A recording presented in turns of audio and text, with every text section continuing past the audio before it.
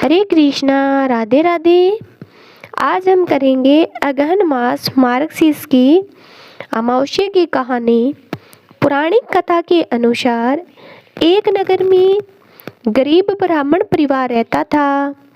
उस परिवार में पति पत्नी और उसकी एक पुत्री थी। समय गुजरने के साथ साथ पुत्री धीरे धीरे बड़ी होने लगी।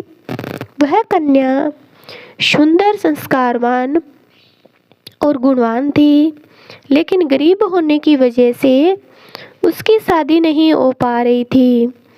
एक दिन उस ब्राह्मण के घर एक साधु महाराज आए। कन्या ने साधु की खूब सेवा की। साधु उस कन्या के सेवा भाव से इतने प्रसन्न हुए कि उस कन्या को उन्होंने लंबी आयु का आशीर्वाद दिया, लेकिन साथ में ये भी कहा कि इस कन्या के हाथ में विवाह योग्य रेखा नहीं है। तब ब्राह्मण दंपति ने साधु से इसका उपाय पूछा। साधु महाराज ने कुछ देर सोचने के बाद अपनी अंतर्दृष्टि में ध्यान करके बताया कि यहाँ ही कुछ ही दूरी पर एक गांव में सोना नाम की धोबिन महिला अपने बेटे और बहू के साथ रहती है, जो संस्कार संपन्न तथा पतिपरायण है। यदि वह कन्या उस धोबिन की सेवा करे और बदले में वह महिला प्रसन्न होकर इसकी शादी में अपने मांग का सिंदूर लगा दे, उसके बाद इस कन्या का विवाह हो जाएगा, तो इससे कन्या का वैभव योग नष्ट हो जाएगा। साधु ने भी बताया कि महिला कहीं आती जाती नहीं है। यह सुनकर ब्राह्मणी ने अपनी बेटी से धोबिन की सेवा करने को कहा। अगले दिन से ही कन्या प्रातः काल उठकर सोना धोबिन के घर जाती है। वहां जाकर उसके घर की साफ सफाई, अन्य सारे कार्य करके अपने घर वापस लौट आती है। एक दिन सोना धोबिन ने अपनी बहू से पूछा कि तुम तो सुबह ही सारे काम कर लेती हो और मुझे पता भी नहीं चलता।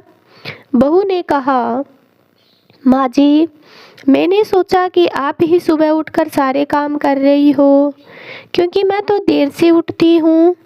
यह सब जानकर दोनों सास बहू अपने घर की निगरानी करने लगी कि आखिर कौन है जो सुबह घर आकर सारा काम करके चली जाती है।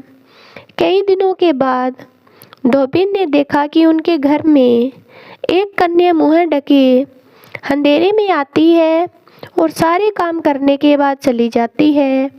जब वह कन्या जाने लगी तो सोना धोबिन उसके पैरों पर गिर पड़ी और पूछने लगी कि आप कौन हैं और मेरे घर की चाकरी क्यों करती है। तब कन्या ने साधु द्वारा कही गई बात सोना धोबिन को बताई। सोना धोबी पतिपरायण थी और उसमें तेज था कि उस कन्या की मदद करने के लिए तैयार हो गई। सोना धोबिन के पति थोड़ा अस्वस्थ थे। उसने अपनी बहू से अपने लौट आने तक घर पर ही रहने को कहा। सोना धोबिन ने जैसे ही उस कन्या की मांग में अपना सिंदूर लगाया, सोना धोबिन का पति मर गया। उसे इस बात का पता चल गया। सोना धोबिन उस दिन अपने घर से निराजल ही चली थी, यह सोचकर कि रास्ते में उसे कहीं पीपल का पेड़ मिलेगा तो वह उसे बहुरी देकर परिक्रमा करके ही जल ग्रहण करेगी। उस दिन अमावस्या थी। ब्राह्मण के घर से मिले पुए पकवान जगह सोना धोबिन ने ईंट के टुकड़ों से 108 बार बहुरी देकर 108 बार पिंपल के पेड़ की परिक्रमा की और उसके बाद ही जल ग्रहण किया। ऐसा करते ही उसका पति फिर से जिंदा हो गया। इसी प्रकार हे भगवान, जिस प्रकार सोना धोबिन की आपने इच्छाएं पूरी की, वैसी वे हम सभी की करना और उस लड़की को उसका वर मिल गया। इसी प्रकार जो अमावस्या की कथा सुनता और कहता है, उसके पितृ पक्ष भी प्रसन्न होते हैं। तो आपको ये कथा छोटी सी कैसी लगी?